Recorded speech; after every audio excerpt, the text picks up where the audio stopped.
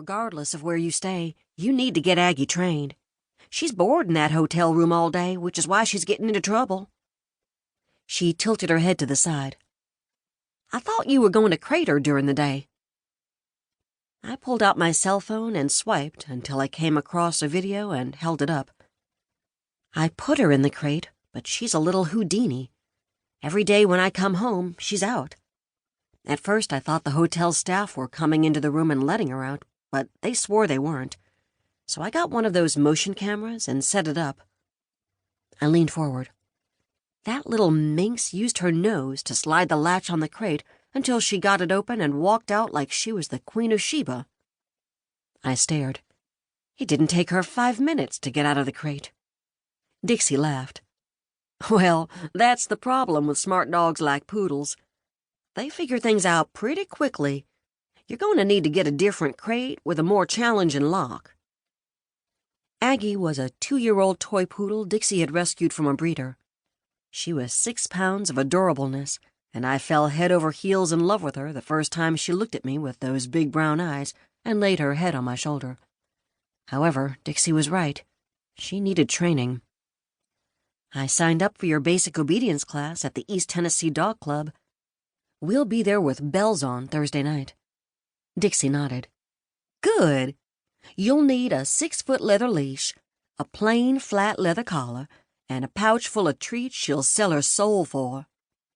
I have these dog biscuits that—" Dixie was shaking her head before the words left my mouth, and she had that "you poor pitiful thing" look in her eyes that she always gave me before she said, "Bless your heart," which I'd learned was Southern speak for "you're an idiot." "Dog biscuits are nice for every day, but you want something that will drive her crazy so she'll want to do whatever you ask to get those treats. What do you have in mind? Hot dogs or string cheese?" "You told me not to give her table food." "True, but that was on a daily basis.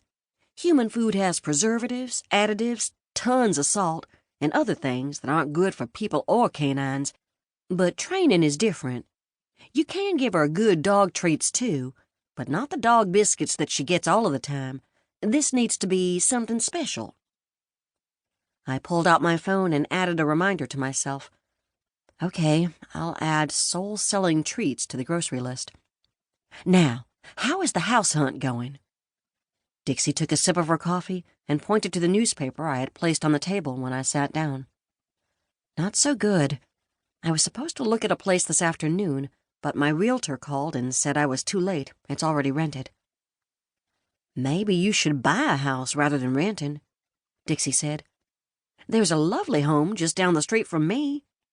She smiled enthusiastically. I shook my head. "I can't afford your neighborhood. Besides, I don't think I could drive there."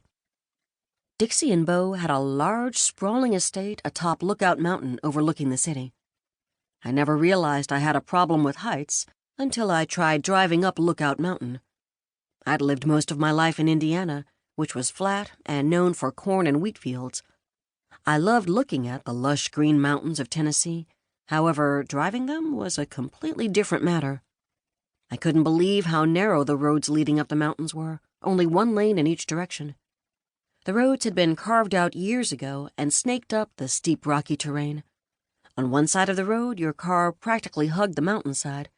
Then, across the 2 lanes, there was a steep drop-off with nothing to prevent cars from tumbling over the sides. Dixie chuckled. "I remember the first time I took you to my house. Your eyes were as big as silver dollars." She laughed. "You kept saying, 'That aluminum foil rail isn't going to stop a car from falling off the side of the mountain.'" "There need to be concrete barriers on that mountain." "Concrete would ruin the views." Dixie shook her head. "Falling off the side of the mountain will ruin it more." Our waiter returned and took our orders. He was a friendly young man and smiled and called me ma'am. I'd only been here for 2 weeks and was still getting accustomed to the friendly moniker. However, I already knew I liked Chattanooga. The people were unbelievably friendly and the landscape picturesque.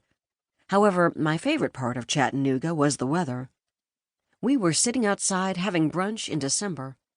The locals complained about the cold, but at 67 degrees, I thought the temperature